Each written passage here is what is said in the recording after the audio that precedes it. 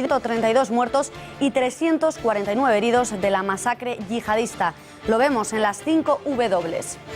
El Estado Islámico ha conseguido su objetivo más preciado, sembrar el terror en Occidente, que es el estado en el que actualmente se vive en gran parte de las capitales europeas después de la masacre yihadista del pasado viernes en París.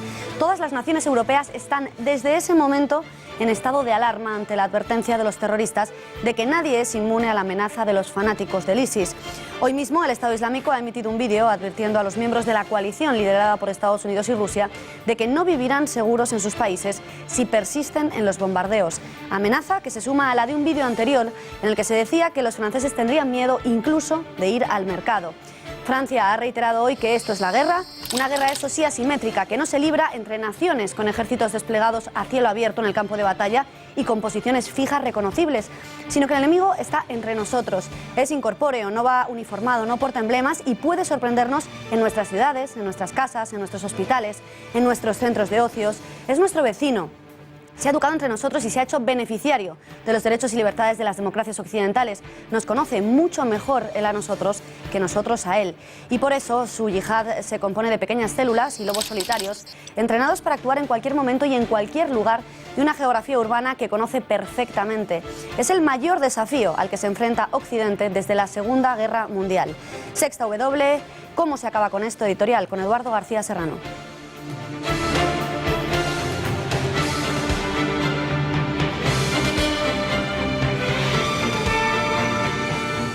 Buenas noches, Beatriz. La paz no es un regalo. La paz, a lo largo de la historia de la humanidad, hay que ganársela luchando. Por eso los romanos acuñaron su célebre, eterno y certero aforismo: si vis pacis para bellum. Si quieres la paz, prepárate para la guerra. Solo así, aceptando la guerra que la yihad islámica nos ha declarado hace muchos años, podremos acabar con esto, como preguntas, Beatriz, sabiendo además que va a ser largo, que va a ser muy duro, que va a ser muy amargo y que inevitablemente va a ser cruel. Es una guerra nueva que no obedece a los cánones clásicos de los conflictos bélicos ni a los códigos de honor que rigen los mismos. La información y la inteligencia siguen siendo armas esenciales y los métodos policiales surgen por primera vez como una herramienta esencial para combatir a un enemigo que quiere destruirnos no solo desde las vanguardias de los frentes de combate, sino fundamentalmente desde nuestra retaguardia, que es donde vivaquea amparándose y protegiéndose con las leyes de las naciones que quieren destruir.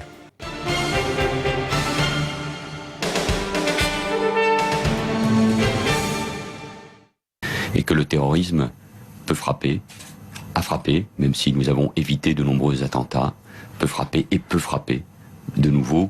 Ces jours-ci ? Ces jours-ci, dans les jours qui viennent, dans les semaines qui viennent, je ne dis pas cela pour faire peur. El primer ministro francés Manuel Valls se ha mostrado convencido de que habrá réplicas tras la masacre perpetrada en París y que no podemos descartar que se produzcan en los próximos días en cualquiera de las capitales de Occidente. Opinión que ha sido refrendada por el jefe de la CIA, John Brennan, quien ha señalado que la agenda del Estado Islámico es matar y que ningún país puede considerarse inmune. Para conocer cómo está viviendo París la tragedia 72 horas después, contamos con el testimonio de Laura Barroso, estudiante española residente en la capital de Francia, que se encontraba en la calle de Bataclan durante el tiroteo. La saludamos ya. Laura Barroso, buenas noches. Hola, buenas noches. Laura, tú vives en la calle al lado de Bataclan y en el momento del atentado estabas en la calle, ¿no es así? ¿Qué pasó exactamente? Sí, yo justo bajé al supermercado y empezó a correr la gente pidiendo ayuda, que llamásemos a la policía. A mí en concreto me encerraron dentro del supermercado y luego me dejaron salir por la puerta de servicio y nada, eché a correr y aquello era el pánico en la calle, todo el mundo corriendo sin saber bien lo que ocurría. Claro, Laura, pero a vosotros, o sea, os echaron del supermercado en vez de quedaros ahí refugiados. ¿Cómo es posible esto? El encargado estaba muy nervioso, nadie sabía bien lo que pasaba y nos dijo que saliésemos y que corriésemos hacia la izquierda porque a la derecha había un conflicto. Como mi edificio de mi casa era a la derecha, yo eché a correr sin saber bien a dónde ir. Y justo cuando pasaste por delante de Bataclan, ¿era justo en ese momento cuando estaba teniendo lugar el atentado? Sí, todo fue en ese mismo momento. ¿Dónde fuisteis? A casa de una mujer que conocía a una chica que estaba corriendo conmigo también. Y dormimos allí porque no podíamos volver a nuestra casa. ¿Pasasteis mucho miedo? A ver, en el momento no éramos tan conscientes de la gravedad del asunto. Cuando llegamos a la casa de aquella mujer ya escuchamos la radio y vimos lo que realmente estaba pasando y ahí fue cuando te das cuenta de lo ocurrido. Y Laura, hoy, por ejemplo, ¿cómo ha amanecido París? ¿Dirías que en estado normal? ¿Se nota que la gente tiene miedo? ¿Tú has podido hacer vida normal o te has quedado en casa? Yo he ido a la universidad, pero no todo el mundo ha ido y desde luego que las cosas no han vuelto a la normalidad. De hecho, he tenido que volver andando a casa porque cuando iba a entrar al metro estaba todo revolucionado diciendo que había sospechosos, que no entrásemos y la gente está con mucho pánico. Laura, ¿te vas a volver o de momento piensas quedarte en París? Pues por el momento me voy a quedar, pero en Navidad evidentemente volveré a casa y entonces no sé qué pasará, igual ya no vuelvo después de Navidad. Laura, pues depende cómo estén las cosas. Muchísimas gracias por haber compartido tu testimonio con nosotros, con este informativo, y esperemos que poco a poco se te pase el susto y que la situación vaya recobrando la normalidad. Gracias y buenas noches. Gracias. Poco a poco vamos conociendo más información relativa a los yihadistas que sembraron el terror el pasado viernes en París. La mayoría de ellos eran jóvenes de entre 18 y 20 años, musulmanes, franceses de segunda y tercera generación y con un perfil moderado de puertas para afuera. Los terroristas implicados con los ataques de este viernes son 8, 7 han muerto y 1 está huido. La policía francesa conseguía identificar a 6 de los terroristas, todos ellos con un chaleco cargado con peróxido de nitrógeno y un botón detonador. La primera de las identidades es la de Ibrahim Abdesalam, de 31 años. Es hermano del terrorista huido. Este hizo explotar su chaleco dentro de un restaurante del Boulevard Voltaire y algunas informaciones apuntan a que podría tratarse del jefe de otra célula yihadista. Su hermano, Salah Abdesalam, es uno de los hombres más buscados, aunque no se contempla cuál es su papel en los atentados en la capital gala. Ahora la policía contempla la idea de que pueda viajar a España. Nacido en Bélgica, la policía ya lo tenía fichado. Además, las autoridades confirman que hace un año estuvo en Siria. Otro de los detenidos entre los terroristas identificados responde al nombre de Bilal Hadbi, con 20 años. Él sería uno de los que se inmolaron en el estadio de fútbol donde se estaba disputando el partido Francia-Alemania. Habría pasado una temporada en Siria con al menos 2 o 3 de los implicados en los ataques de la capital gala. El cuarto nombre es el de Ismail Omar Mostefai, de 30 años de edad. Este terrorista ha podido ser identificado porque se encontró una huella dactilar de su dedo dentro de la sala de conciertos Bataclan, donde se hizo estallar el chaleco explosivo. Presenta antecedentes policiales, pero por incidentes menores como trapicheos de drogas o por conducir sin carnet. Las autoridades cuentan que vivía en las afueras de París con su familia. Su padre, su hermano y su cuñado ya han sido detenidos. El quinto de los detenidos llevaba un pasaporte a nombre de Ahmad al-Mohammad, nacido en Siria en el año 1990. Las autoridades confirman que el 7 de octubre entró en el país con la excusa de pedir asilo como refugiado. Su pasaporte fue encontrado junto a los restos de su cuerpo y se le identifica como uno de los terroristas que actuaron en el ataque al Estadio de Francia. Por último, el sexto es Sami Amimour, nacido en el año 1987 en París. Francia ya había lanzado una orden de captura internacional por este asaltante de la sala Bataclan. Según ha confirmado su familia, estuvo en Siria en el año 2013. Sin embargo, el más buscado en estos momentos es al que las autoridades ya consideran como el autor intelectual, Abdelhamid Aboud, un marroquí de 28 años huido a Siria. Habría utilizado un SEAT negro en el que habría estado con su hermano. Ambos se separaron en la zona de restaurantes, lugar en el que minutos después este último se inmoló. Sin embargo, él continuó su camino, abandonó el coche en Montreux, donde le encontró a la policía con 3 Kalashnikov en el interior. En ese momento habría llamado a 2 compañeros belgas que habrían ido a recogerle. En su momento de paso por la frontera de Bélgica, la policía no le habría dado el alto porque aún su nombre no figuraba entre la lista de sospechosos. Finalmente el coche fue interceptado en Bruselas cuando él ya se había dado a la fuga. La actualidad nos lleva hasta Alemania, donde ha tenido lugar la detención de un argelino en la ciudad de Arnsberg. Es sospechoso porque aseguró a un grupo de refugiados sirios que el terror se extendería en París. Al parecer también les habló de una bomba. Por otra parte, en Bélgica se ha desarrollado el mayor operativo policial por la búsqueda del único terrorista de los que participaron en los atentados que consiguió huir. Se trata de Abdeslam Salah, hermano de uno de los terroristas suicidas y responsable de conseguir el coche con el que se perpetraron los atentados. En la redacción, Juan Ernesto Flúor Fluger ha estado siguiendo minuto a minuto cómo se han desarrollado durante todo el día esas operaciones policiales de las que les hablábamos. Fluger, ¿qué sabemos de esos operativos que se han producido durante todo el día en las principales capitales de Europa? Buenas noches. Buenas noches. Pues sí, además de la detención en Arnsberg de ese refugiado que habría adelantado los atentados de París, si te parece vamos paso por paso lo que ha ido ocurriendo en cada uno de los países donde ha habido investigación y detenciones. En Francia ya van por 23 detenidos en las localidades de Toulouse, Grenoble y París. Además se han realizado más de 150 registros que han acabado con la incautación de 31 armas de fuego más 4 armas consideradas de guerra, es decir, fusiles de asalto tipo los AK-47 que se usaron el viernes por la noche en los atentados de París. En Bélgica, en las ciudades de Bruselas y en la barriada de Molenbeek, que es próxima a Bruselas, se habrían detenido ya 7 personas. Continúa la búsqueda no de uno sino de 2, son ya 2 las personas que se consideran relacionadas a los atentados de París que está buscando la policía belga, y se han practicado 150 registros administrativos. Hace una hora en Harvard ha habido que desalojar los edificios universitarios por una amenaza de bomba que todavía se está investigando y donde todavía están los técnicos en desactivación de explosivos buscando por si fuera real esa amenaza, sobre todo después de las declaraciones de Cameron sobre la desactivación de 6 intentos de atentado en los últimos meses en su país. Y por último acabamos con España. Todavía sigue la búsqueda de un BMW M3 en que esta mañana burlaba el paso fronterizo de la Junquera y con 3 árabes en su interior y que están siendo buscados por la Policía Nacional y por los Mossos de Escuadra en el entorno de la AP7. Eso es todo de momento. Cualquier novedad pasamos a contaros. Gracias, Fluger. Efectivamente, cualquier novedad que tengas, pides paso y nos lo cuentas. No habrá tregua. Palabras del presidente francés, François Hollande, quien ha vuelto a subrayar esta vez en el Parlamento que Francia está en guerra, aunque ha negado que nos encontremos ante una guerra de civilizaciones, ya que el Estado Islámico, dice, es una amenaza global. Además, ha anunciado un mayor gasto en defensa y una nueva planificación de efectivos del ejército. Les actes commis vendredi soir à Paris et près du Stade de France sont des actes de guerre. Ils ont fait au moins 129 morts et de nombreux blessés. Croient que les peuples libres se laisseraient impressionner par l'horreur. Il n'en est rien. Et la République française a surmonté bien d'autres épreuves. Et elle est toujours là, bien vivante. Et ceux qui ont entendu, si bien que nous ne sommes pas engagés dans une guerre de civilisation, parce que ces assassins n'en représentent aucune. Nous sommes dans une guerre contre le terrorisme djihadiste qui menace le monde entier, et pas seulement la France. Nous éradiquerons le terrorisme pour que la circulation des personnes, le brassage des cultures demeure possible et que la civilisation humaine s'en trouve enrichie. Nous éradiquerons le terrorisme pour que la France continue à montrer le chemin.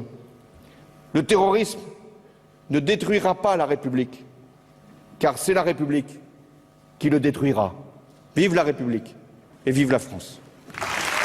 En el frente militar, Estados Unidos ha anunciado que trabaja con Francia para aumentar la intensidad de los ataques aéreos contra el Estado Islámico. Por su parte, París ya ha iniciado una intensa ofensiva de bombardeo sobre la ciudad de Raqqa, la autoproclamada capital de los yihadistas. Francia ha lanzado un ataque masivo sobre un campamento del grupo terrorista cerca de esa ciudad.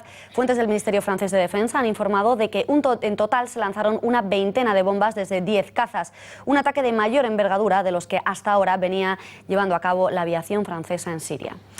Los franceses se han aferrado al himno nacional de su país para sobrellevar el dolor de la masacre parisina y se han conjurado en torno a su música y a su letra para hacer frente al enemigo. Los hinchas evacuados en el estadio de Saint-Denis lo están viendo, cantaban de manera espontánea la marsellesa al salir del campo de fútbol. A la mañana siguiente, en los vagones y andenes del metro de París, volvía a sonar la marsellesa de manera improvisada y Plácido Domingo rendía su homenaje a las víctimas de la tragedia desde el Metropolitan de Nueva York. Y hoy también, al finalizar la sesión plenaria de la Asamblea Francesa, todos los diputados puestos en pie han vuelto a entonar el himno que les hermana. Ayer mismo en la Embajada Francesa en Madrid se volvían a escuchar los acordes nacionales.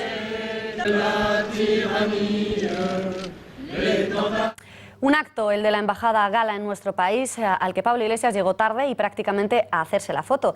Pero no fue esa la noticia de su formación. Hoy el líder de UPyD, Andrés Herzog, ha desvelado que la jefa de prensa de Pablo Iglesias despotricó contra los franceses que cantaban la marsellesa, tildándoles de putos fachas. Eduardo, ¿qué es la marsellesa? ¿Por qué cala tan hondo en todos los franceses, sean del color que sean? Y por otra parte, ¿crees que en España sería posible algo así? Imposible, radicalmente algo así en España, siendo nuestro himno mucho más antiguo que la marsellesa. 3 años después de la toma de la Bastilla, el 14 de julio de 1789, que da inicio a la Revolución Francesa, Francia estaba acosada militarmente por las monarquías del resto de Europa. En abril de 1792, París le declara la guerra a Austria. El alcalde de Estrasburgo convocó a los oficiales del ejército galo allí acantonado y les pidió que compusieran un himno para el ejército francés del Rin, para elevar la moral. Fue el capitán de ingenieros, Josep Rouget, destinado en el regimiento Enfants de la Patrie, que es como empieza la marsellesa, el compositor del himno. El capitán Rouget escribió la letra inspirándose en un cartel que había por las calles de Estrasburgo y en todas las ciudades de Francia, en el que se llamaba a los ciudadanos franceses a las armas. Tituló su himno Canto de guerra para el ejército del Rin. Los soldados franceses lo aprendieron rápidamente y lo difundieron por todo el país. En julio de 1792, los voluntarios marselleses que marchaban sobre París lo entonaron al entrar en la capital francesa, de ahí su nombre. La marsellesa, que por ser el primer himno que no menciona a Dios, fue prohibido durante la etapa del Imperio y de la Restauración y vuelto a rehabilitar durante la Revolución de 1830. No obstante, fíjense, la marsellesa no fue oficialmente declarada como el himno nacional francés hasta 1958.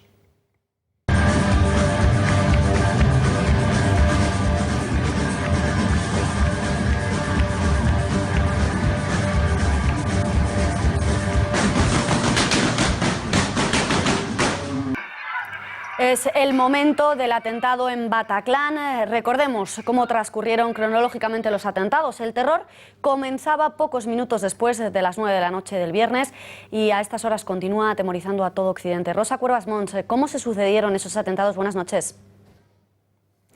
Buenas noches. Pasaban 20 minutos de las 9 de la noche cuando se escuchó una explosión en el estadio Saint-Denis, en París. Es el inicio del brutal atentado múltiple que sacudía el viernes la capital francesa. A esa primera explosión seguirán otras 2 más. Las fuerzas de seguridad que deciden evacuar al presidente galo, François Hollande, que se encuentra en el estadio asistiendo al espectáculo deportivo, pero deciden mantener el partido para evitar que cunda el pánico entre los asistentes. Llegamos así, pocos minutos después de esa primera explosión, a la segunda parte de este atentado múltiple. Los terroristas, como vemos, comienzan a sembrar el pánico en las calles de la capital. Hay tiroteos en los restaurantes Le Carillon y Le Petit Cambodge y un tercer ataque en el café Le Belle Équipe. El caos en la capital francesa es total, pero lo peor está todavía por llegar. Pocos minutos después de las 10 de la noche, los terroristas asaltan la legendaria discoteca Bataclan. Se produce una toma de rehenes que comienzan a ejecutar poco a poco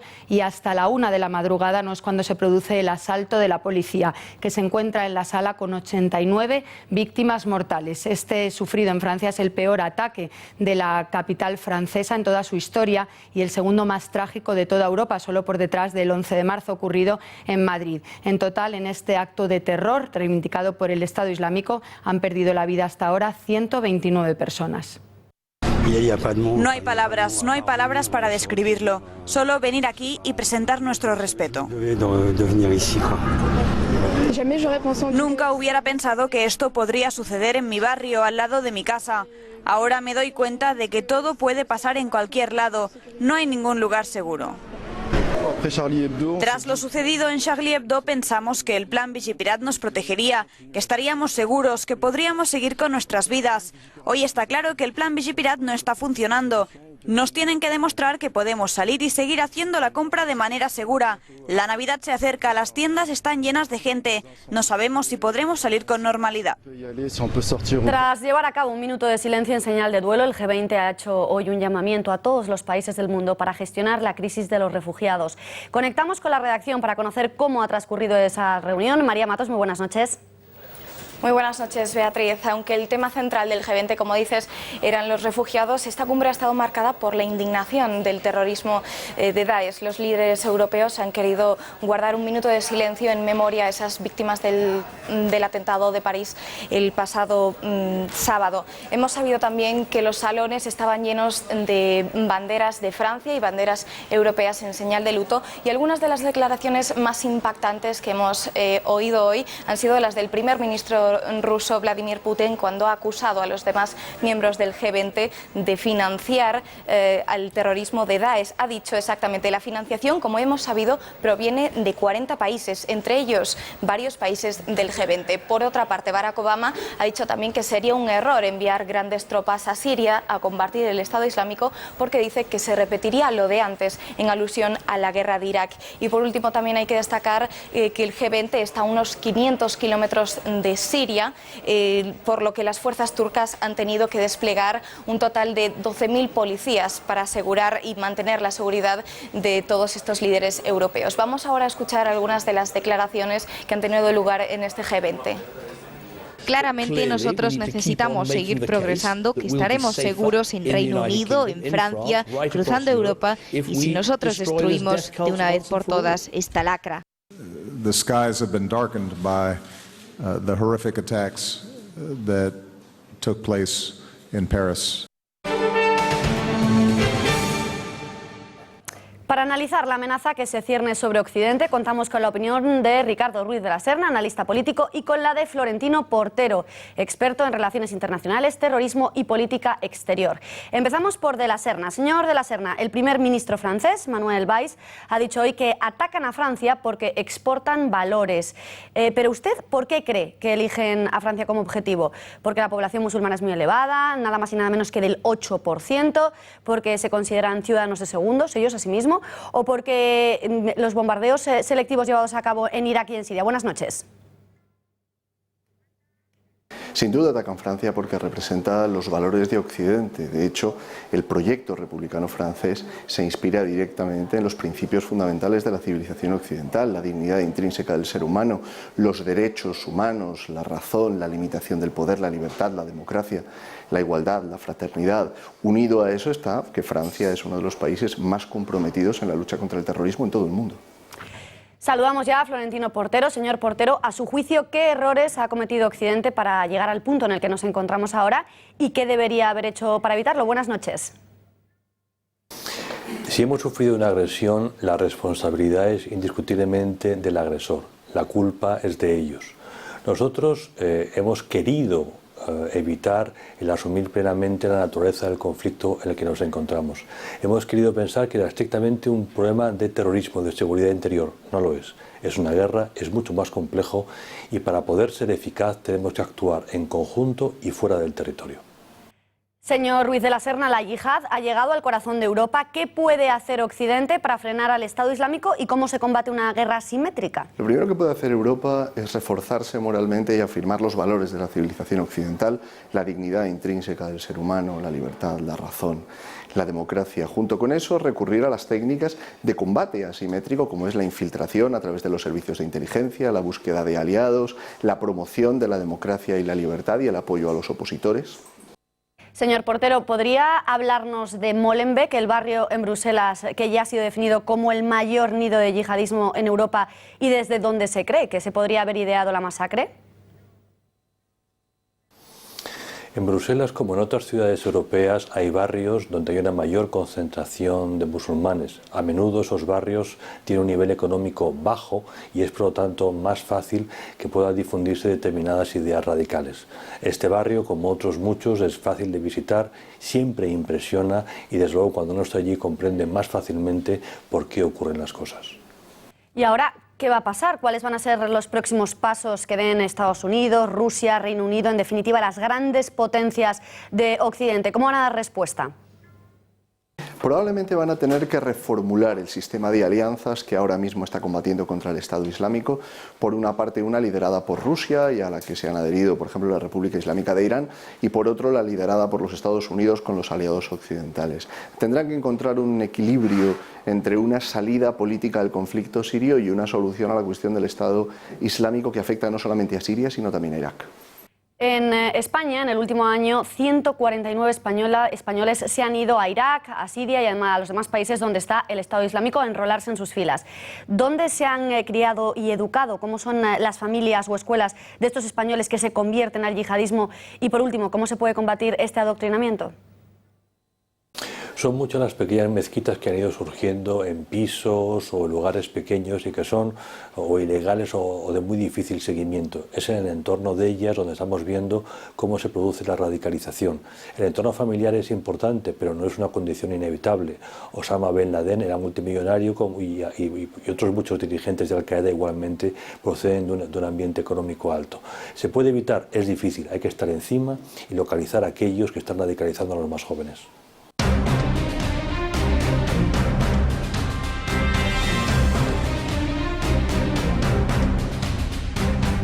Continuamos con el despliegue de analistas. En este caso saludamos ya a Bruno Navarro, analista en seguridad y defensa. Buenas noches. Buenas noches, Beatriz. Responsable del Mundo en Guerra, esta sección que hacemos semanalmente, hoy más cierto que nunca. Veamos, Bruno, si te parece, lo primero, ¿por qué, se lo escuchábamos también a Ricardo Ruiz de la Serna, ¿por qué Francia? ¿Coincides con Ruiz de la Serna que es porque realmente Francia, como ha dicho Manuel Valls, también el primer ministro, y como ha dicho Ruiz de la Serna, es el país que encarna mejor los valores de Occidente? La verdad es que no, comparto más las otras opciones que dabas tú en la formulación de tu pregunta. Hay una que has dicho que yo la pondría en último lugar, es que además de todo lo que vamos a decir, es lo más fácil. Francia tiene, como has dicho, 8 millones de musulmanes, es el 5 millones y medio, 8%, 5 millones y medio, muchos retornados, por lo tanto, cuantos más han ido, más vuelven de la guerra en Siria y hay un muy difícil control, ¿vale? Es algo fácil. Bélgica también, proporcionalmente. No es casualidad, los planes se han hecho en Bélgica, algunos de ellos vivían en Bélgica. Es normal porque Bélgica proporcionalmente es el país europeo que más yihadistas, proporcionalmente a su población, tiene en zona. O sea, normal ese barrio del que hablábamos, que es como el foco, la cuna del yihadismo en Europa y que es desde donde se envían, ¿no? Y se organizan muchos de los atentados. Sí, pero bueno, Alemania tiene sus barrios, Francia también, quiere decir, no hay hasta en España tenemos. También, naturalmente, lo que has dicho también, los ataques que está realizando Francia en Siria, Irak, es decir, han empezado en septiembre a atacar en Siria, antes ya lo hacían desde el año pasado en Irak.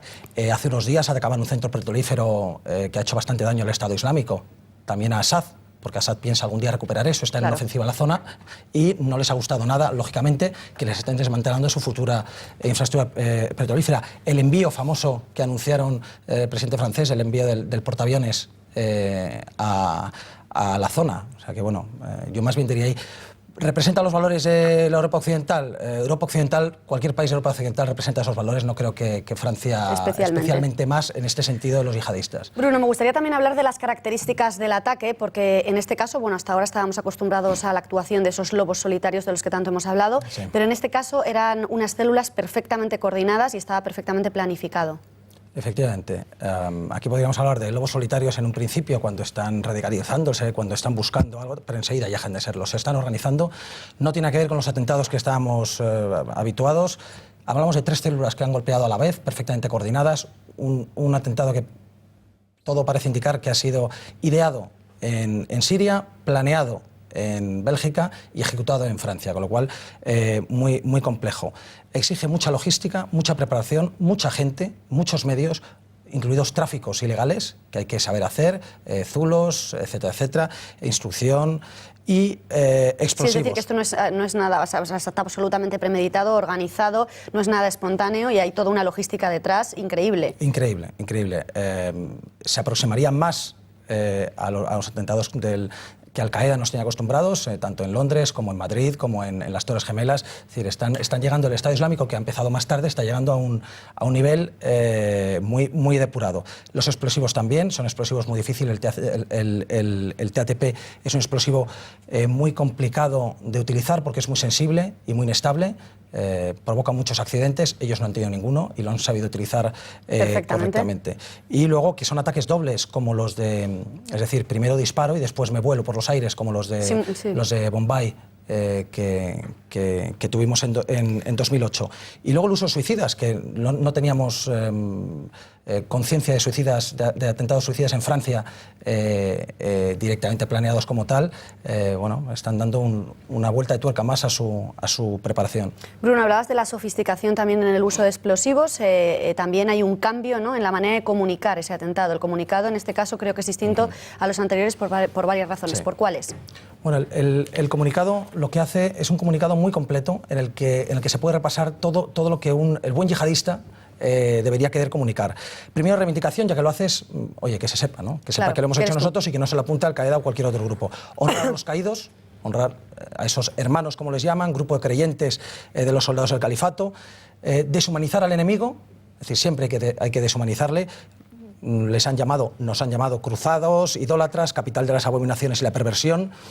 Hacer propaganda, demostrar la fuerza y las capacidades del Estado Islámico frente a Occidente y superioridad frente al Al-Qaeda y los demás grupos. Tiene que quedar claro que ellos han cogido el toro por los cuernos y digamos que han eliminado a Al-Qaeda en como grupo principal de atentados, no solamente con un califato que tienen, sino además en lo que Al-Qaeda todavía le superaba, que era la capacidad de cometer grandes atentados en Occidente. También provocar la división de franceses. En el comunicado avisan, esto va a seguir mientras sigáis bombardeándonos, con lo cual surgirán ya las voces que digan, tendríamos que retirarnos para evitar Tendríamos que dejar de algo que bombardear. nos suena mucho tras los atentados de Madrid, ¿verdad?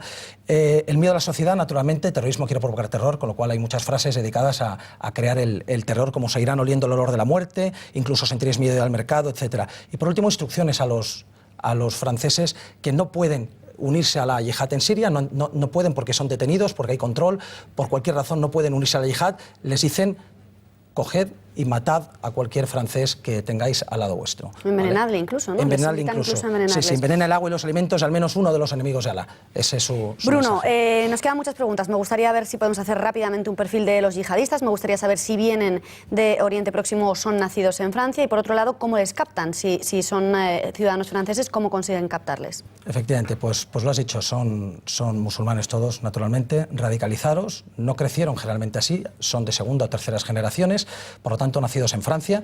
La integración es la gran mentira de todo lo que se está diciendo estos días. Son jóvenes, muy jóvenes, el más joven creo que tenía 18 años. 18 años, creo. 18 años hasta 29, 30 que tienen los más mayores. Los más mayores. Vienen de barrios oprimidos, como el de Molenbeek, pero también otros barrios en Francia, en guetos, como es el de Molenbeek.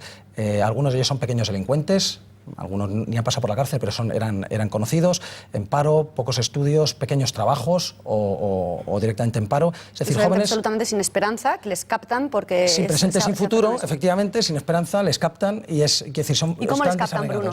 Bueno, las formas de captarles son múltiples, hablamos ya de ello en su día. Está Internet, que es la más complicada de todos, pues la más complicada de controlar, pero también están las mezquitas. Uno de ellos, de hecho, fue radicalizado, se sabe ya que estuvo radicalizado en una mezquita, creo que en Chartres.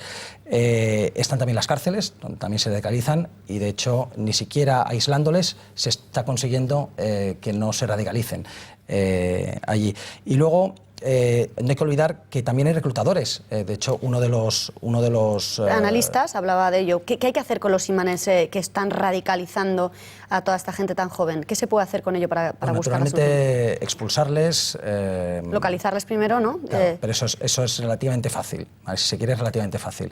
El problema es que el reclutador principal y quizás el cerebro de la operación es uno de los principales verdugos del Estado Islámico en Siria. Es un marroquí que vino de Siria a hacerlo, con lo cual, y además radicalizó a alguno de ellos en el pasado. Y alguno se lo llevó a Siria. Quiere decir que al final, no solamente los imanes, sino son los retornados y la gente que viaja libremente por Schengen haciendo este trabajo. Los imanes sí, hay que expulsarles, hay que cerrar las mezquitas radicales. ¿Cuántas son? Nos podemos hacer una idea. Y las mezquitas ilegales, las clandestinas, que también existen. Ahora, si te parece, hablamos de soluciones, pero antes me gustaría abordar qué significa que Francia declarase el estado de emergencia y qué implica que lo haya alargado la Asamblea Francesa durante 3 meses más. El estado de emergencia, que estamos llamando emergencia, es urgence, realmente hay que decir emergencia, urgencia, efectivamente, sería algo parecido a, nosotros tenemos el estado de alarma, excepción y sitio, sería una mezcla entre el de alarma y el de excepción, ¿vale? Las medidas que permite... Para que los espectadores sepan qué restricciones o qué diferencias hay. Las medidas esta es la primera vez desde el año 60 o 61 que se decreta en toda Francia, porque hasta ahora el que se ha hecho en el 85 en Nueva Caledonia o en 95 en determinados departamentos de Francia por Chirac fueron en lugares concretos. Esto es en toda Francia metropolitana y en Córcega, y lo que le permite al gobierno, al Estado, es prohibir circulación de personas y vehículos en determinadas zonas, crear zonas de seguridad donde la vida esté reglamentada, prohibir la entrada de determinadas personas, toque de queda, no lo están haciendo, pero pueden decretar el toque de queda, arrestos domiciliarios, con brazaletes electrónicos o sin ellos, pero arrestos domiciliarios a personas, cierre de lugares públicos y reunión, control de la prensa, que tampoco lo están haciendo, pero pueden hacerlo, de lugares públicos, radio, televisión, cine, teatro. Y una cosa muy importante son los registros, que eso sí lo están haciendo sin orden judicial. Es decir, los jueces pierden la potestad. No es que la pierden, la mantienen, pero no son los únicos ya que pueden. La policía puede registrar, incluido de noche. Sabes que en Francia hay una protección especial a la noche, pueden hacerlo también de noche, y se puede activar la justicia militar si llega el caso. Es decir, es una mezcla entre nuestro estado de alarma y de excepción. Me gustaría también, me gustaría ver, se habla de guerra asimétrica, lo estamos oyendo cada vez más, porque esta guerra en concreto no es como la de antes, no es que tenga lugar entre dos naciones distintas en un campo de batalla con unos ejércitos perfectamente reglamentados, sino que el enemigo está dentro. Entonces me gustaría saber dos cosas: cómo se combate sobre el terreno, o cómo se combate allí, y cómo se combate aquí, desde dentro. Bueno, allí es relativamente más fácil porque es, como has dicho, una guerra más, aunque sea una guerra híbrida y una guerra simétrica, es una guerra más convencional que la que tenemos lógicamente aquí. Desde luego hay que destruir el Estado Islámico en Irak y en Siria. La razón, o sea, la mitad por lo menos de los terroristas habían estado en Siria, habían viajado y han vuelto. Si pierden la existencia del califato, del lugar de referencia al que ir, o por lo menos en el nombre del cual matar, perderían mucho. No perderían todo, porque Al-Qaeda estaba realizando las mismas acciones y estaba radicalizando gente sin idea de tener un califato, pero desde luego ayudaría a destruir el Estado Islámico muchísimo. El problema, Francia está hablando de ello y está bombardeando, ha bombardeado... ¿Pero habría que ir sobre el terreno? Claro, es que los bombardeos no bastan.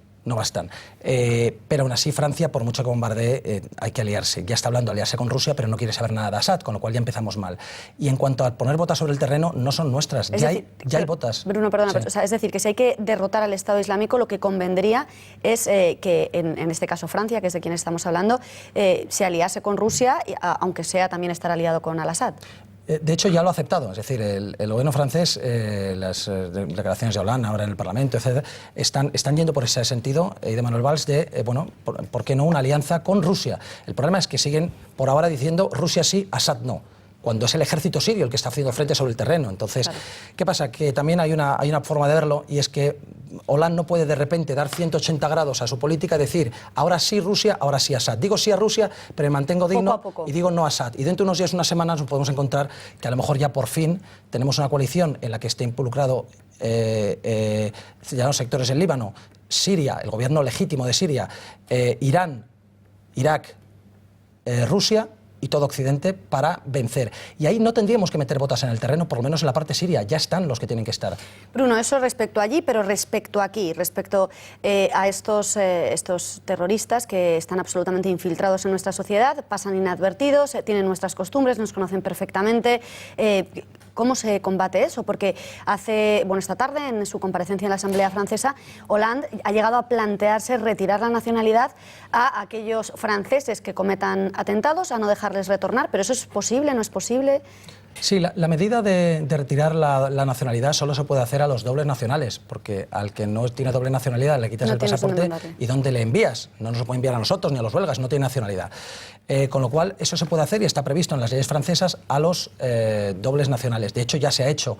Desde el año 90 creo que llevan ya 20 y tantos pérdidas de nacionalidad. Y se puede hacer y se puede incrementar, que es lo que están diciendo. El problema es aquellos que no tienen doble nacionalidad, que han nacido en Francia y son franceses. Entonces, ¿qué solución hay para estos casos? Es muy difícil porque, como bien he dicho, el problema lo tenemos dentro. Lo tiene mucho más fácil países del este de Europa, donde apenas tienen este tipo de población, este tipo de inmigración.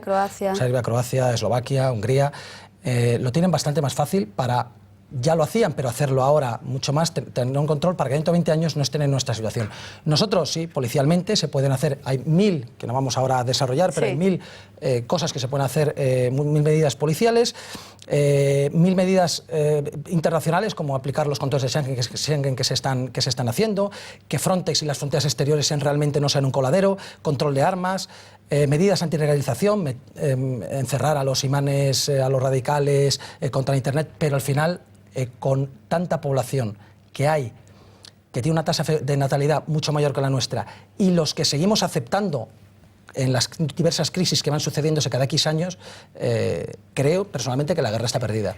Bueno, Bruno, pues esperemos que no tenga razón, desde luego. Ojalá no tenga razón. Nos hemos quedado sin tiempo, se nos han quedado muchísimas preguntas en el tintero, pero las ampliaremos, por supuesto, la semana que viene, el lunes, en El Mundo en Guerra. Gracias y buenas noches. Muchas gracias a ti.